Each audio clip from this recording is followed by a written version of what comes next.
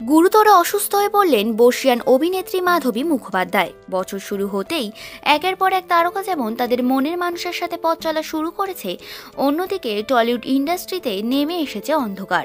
কিছুদিন আগেই অভিনেত্রী শ্রীলা মজুমদারের মৃত্যুর খবরে শোকস্তব্ধ টলিপাড়া। এর মাঝেই অসুস্থ হয়ে পড়লেন অভিনেত্রী মাধবী মুখোপাধ্যায়। বাংলা চলচ্চিত্র জগৎকে একের পর এক হিট ছবি উপহার দিয়েছেন তিনি।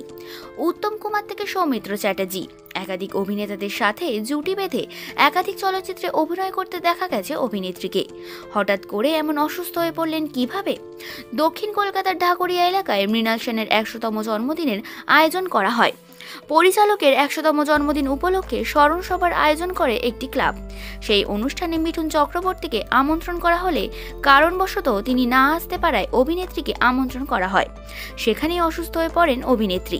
প্রথমে অভিনেত্রীকে হাসপাতালে ভর্তি করা হতে পারে বলে শোনা গিয়েছিল, যদিও আপাতত তিনি মেয়ের বাড়িতে রয়েছেন। অভিনেত্রী এক সংবাদ মাধ্যমকে জানায়, মৃণাল সেনের ১০০ বছরের জন্মদিনের অনুষ্ঠান, তাই আমি না করতে পারিনি।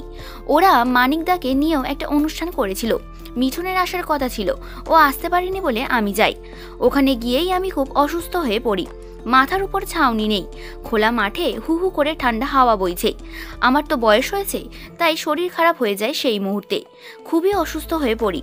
হঠাৎ করে শারীরিক অবস্থার এমন অবনতি হওয়ায় বহু শুটিং বাতিল করতে হয়েছে অভিনেত্রীকে।